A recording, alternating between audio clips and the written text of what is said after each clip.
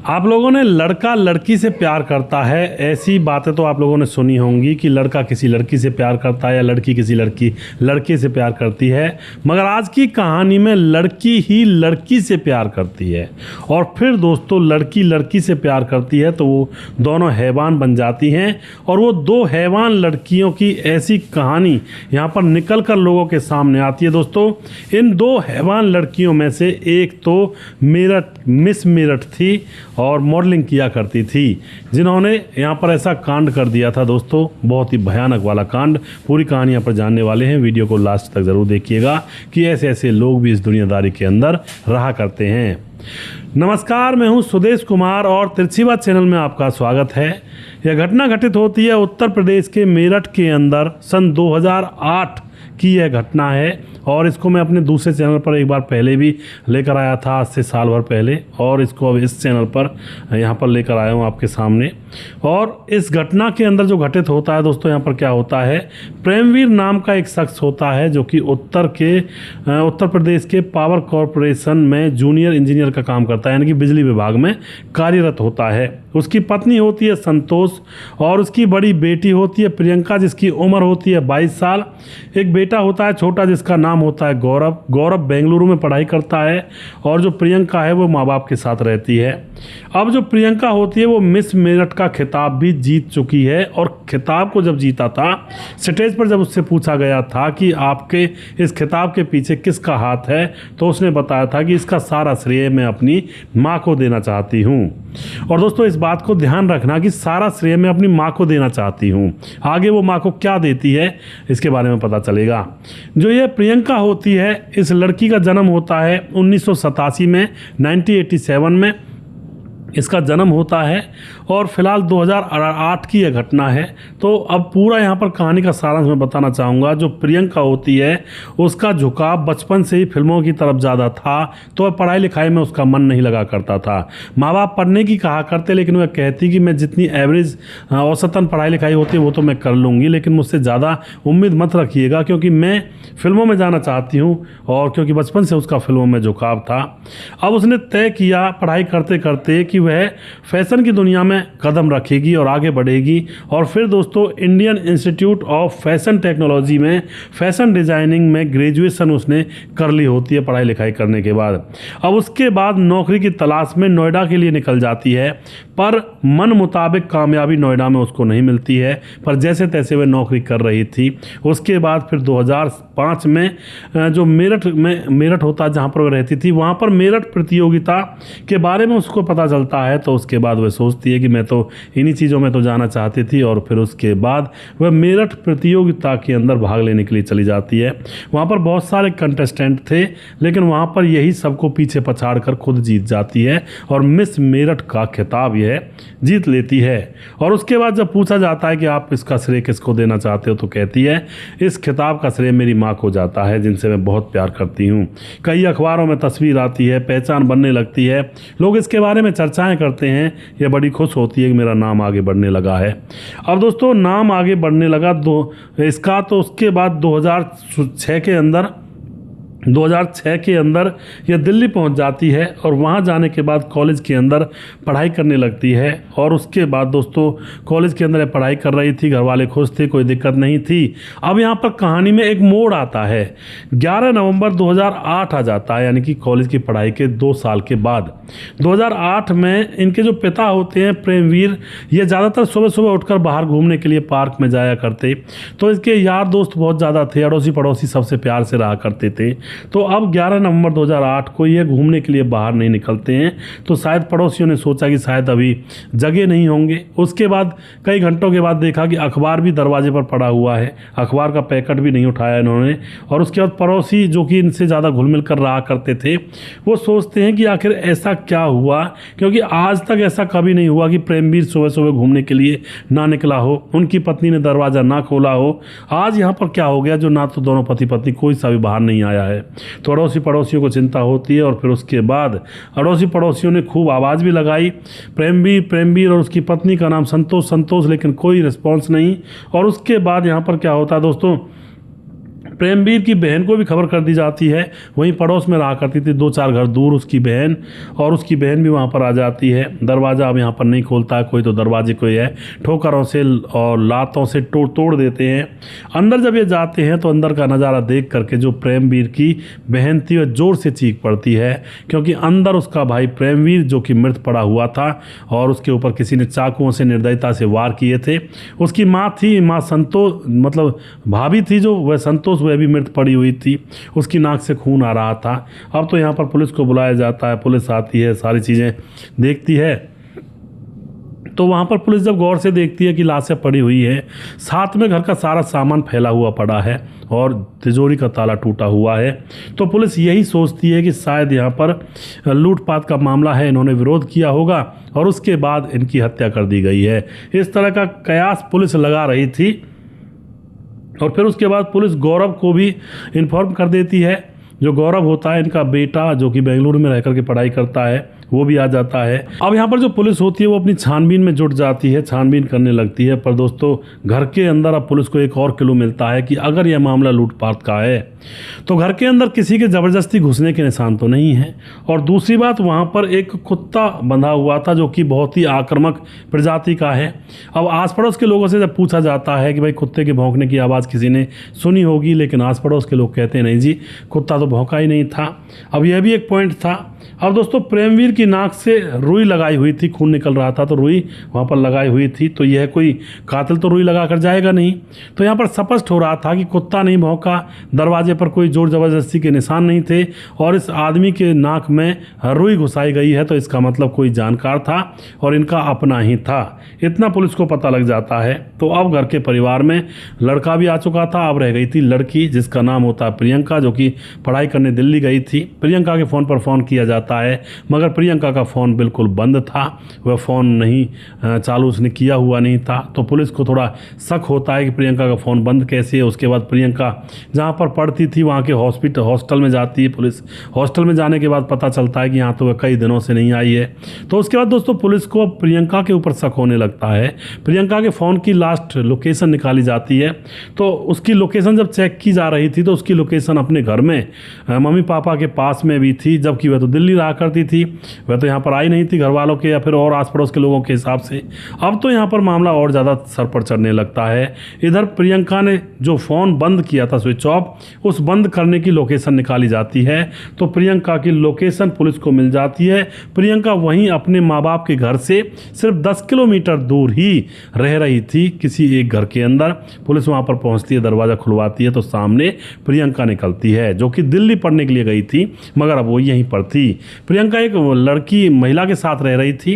अब वहाँ पर वे दोनों निकलती हैं, तो उसके बाद दोस्तों यहाँ पर पुलिस उससे पूछताछ करती है। पुलिस उसको पकड़ ही लेती है और पकड़ने के बाद उसको अपने साथ ले जाती है और साथ ले जाने के बाद उससे पूछताछ की जाती है। अभी तक जो लोग ये कह रहे थे कि शायद प्रियंका को वो लोग पकड़ ले गए होंगे जो डकैती करने के लिए आए थे, लेकिन आज प्रियंका अपने आप यहाँ पर पुलिस को पता लग जाता है कि ये घर पर भी आई थी, इसकी लोकेशन लास्ट यहीं पर बंद हुई थी। इस तरह से पुलिस के पास बहुत सारी चीज़ें थी। अब दोस्तों जैसे लोकेशन हिस्ट्री के बाद पकड़ा जाता है उसको, तो अब उससे पूछताछ की जाती है, तो अब वह बताती है कि हाँ जी लुटेरे आए थे, उन्होंने मेरे माँ बाप की हत्या कर दी और वहीं पर मैं थी। और फिर वह बोलती है कि लोग कहेंगे कि मैंने अपने माँ बाप की हत्या कर दी, इसलिए मैं यहाँ से वहाँ जाकर रहने लगी। अब यह तो कोई बात नहीं थी। एक बच्चे के सामने उसके माँ बाप की कोई हत्या कर जाए या कर रहा हो तो सबसे पहले तो चिल्लाएगा। अगर बाय द वे लुटेरों के पास हथियार होंगे उसको चिल्लाने भी नहीं देगा कोई, तो जैसे ही वह वहाँ से जाएंगे तो वह ज़ोर से चिल्लाएगी तुरंत ही कि मेरे माँ बाप को मार गए। या फिर ये कंडीशन भी हो सकती है कि भाई वो जो लुटेरे थे वो इसके माँ बाप को तो मार गए, लेकिन इसको कुछ भी खरोंच भी नहीं आई, इसको कुछ छुआ भी नहीं, टच भी नहीं किया। जबकि ऐसे मामले में जहां लूटपाट हो रही हो, लुटेरे अगर हों, जवान हों और खूबसूरत लड़की सामने बैठी हो, वो भी मिस मेरठ, तो भैया वो छोड़ेंगे तो नहीं शायद मेरे हिसाब से कि हमने कांड तो जब भी कर दिया, क्यों ना मज़े भी ले लिए जाएं। ऐसा ही होता है दोस्तों क्राइम की कहानियों में। अब यहाँ पर ये सारी चीज़ें कोई मैच यहाँ पर नहीं कर रही थी, क्योंकि भाई वह कह रही थी कि मैंने सोचा कि मेरे ऊपर ये सारा केस आ जाएगा, इसलिए मैं यहाँ से चली गई थी। तो ऐसा हो नहीं सकता था। यह बताती है, जो भी चीज़ें बताती है वो गुमराह करने की चीज़ें थी। अब जो पुलिस होती है, पुलिस का डंडा जब चलता है तो दोस्तों अच्छे अच्छे तोते की तरह बोलने लगते हैं। पुलिस का डंडा इसके ऊपर भी चलता है और फिर अब यह पूरी कहानी सच्चाई से बताती है। यह बताती है जी, मैंने अपनी महिला मित्र अंजू के साथ मिलकर अपनी माता और अपने पिता की हत्या कर दी। पुलिस पूछती है क्यों कर दी, क्या कारण था, पूरी कहानी बताओ। तो उसके बाद अब पूरी कहानी यह प्रियंका बताती है। प्रियंका बताती है कि जैसे मैं दिल्ली पढ़ने के लिए गई थी तो वहाँ पर मेरी मुलाकात अंजू से हो जाती है कॉलेज के कैंपस में। हम दोनों को एक दूसरे से प्यार हो जाता है और जो प्रियंका थी वो उस टाइप की लड़की थी जिसको लड़कियां पसंद थी, यानी कि लड़कियों को ज़्यादा पसंद करती थी, उनके साथ समय गुजारना चाहती थी। और उसके बाद यहाँ पर क्या होता है दोस्तों, अब ये दोनों एक दूसरे से प्यार करने लगते हैं। उधर अंजू भी ऐसी ही थी। अब दोनों एक दूसरे से प्यार करते हैं और प्यार करते करते उस कैंपस के अंदर इन दोनों के प्यार के चर्चे होने लगते हैं, वहाँ पर बदनामी होने लगती है। और फिर दोस्तों यहाँ पर ये दोनों सोचती हैं कि अब हमें अलग हो जाना चाहिए क्योंकि बदनामी बहुत ज़्यादा हो रही है। लेकिन प्रियंका कहती है अरे तुम घबराओ मत, बदनामी का तो मेरे पास इलाज है। प्रियंका बोलती है कि ऐसा करते हैं, तुम्हारा जो भाई है उससे मैं शादी कर लेती हूँ और फिर मैं तुम्हारी भाभी बन जाऊँगी, तुम्हारे साथ घर में रहा करूँगी और वहाँ पर मज़े से रहा करेंगे। अब तो यह बात सही लगती है अंजू को और उसके बाद दोस्तों यहाँ पर शादी हो जाती है इनकी, लव मैरिज, कोर्ट मैरिज होती है। और फिर उसके बाद कोर्ट मैरिज होने के बाद ये अपने पति से प्रियंका दूर दूर भागने लगती है, उसको पास नहीं आने देती। तो यहाँ पर जो पति होता है वो बहुत ज़्यादा परेशान हो जाता है और जो पति होता है बार बार पूछता है कि मुझ में क्या कमी है। तो एक दिन ये गुस्से में आकर अपने पति को सारी प्लानिंग बता देती है कि मैं इसलिए तुमसे शादी की है, तुम मुझसे दूर रहा करो, मैं तुम्हारी बहन से प्यार करती हूँ। अब तो दोस्तों यह सारी चीज़ें सुन करके जो पति होता है वह बिल्कुल बावला सा हो जाता है कि ये हमारे घर में आखिर चल क्या रहा है। और उसके बाद दोस्तों यहाँ पर जो प्रियंका का पति होता है वह अपने माता पिता और प्रियंका के माता पिता को सारी सच्चाई बता देता है। तो उसके बाद प्रियंका का जो पिता और जो माँ होती है बहुत ज़्यादा गुस्से में आ जाते हैं और उनको अब पता चलता है पहली बार कि उनकी बेटी बाइसेक्सुअल है, मतलब जो लड़की से प्यार करती है। अब तो यहाँ पर पिता बहुत गुस्से में आकर के अपनी बेटी को अपनी जायदाद से बेदखल कर देता है और अपनी सारी प्रॉपर्टी अपने छोटे बेटे गौरव के नाम कर देता है। अब तो यह और भी ज़्यादा प्रियंका को बहुत बुरा लगता है। घर पर जाती है, माँ बाप इसको धमकाकर लड़ करके भगा देते हैं कि तुम्हारी हमने शादी करवाई और शादी में खर्चा भी हुआ था और तुमने हमारी नाक कटवा दी और जैसी खबर तू तेरे बारे में सुनी है इससे तो लगता है कि तू हमारी अपनी औलाद ही नहीं है। इस तरह के इसको ताने दिए जाते हैं। अब तो यहाँ पर दोस्तों प्रियंका को घर से निकाल दिया जाता है और प्रियंका अब अपने पति और अपने परिवार वालों के खिलाफ राष्ट्रीय महिला आयोग में जाकर के शिकायत दर्ज कर देती है और साथ में अपने पति और ससुर पर भी यौन उत्पीड़न का आरोप लगा देती है।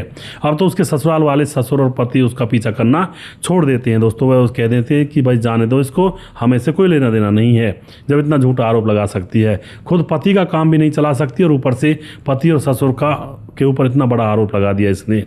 फिर दोस्तों प्रियंका और अंजू दोनों दिल्ली में ही साथ रहने लगती हैं, थोड़ी दूरी पर ही। और फिर साथ रहते रहते अब दोस्तों प्यार से काम थोड़ी चलता, पैसे ख़त्म हो जाते हैं इनके। पैसे ख़त्म होते हैं तो दोनों नौकरी के लिए इधर उधर घूमती हैं, लेकिन कहीं नौकरी का जुगाड़ नहीं बनता है।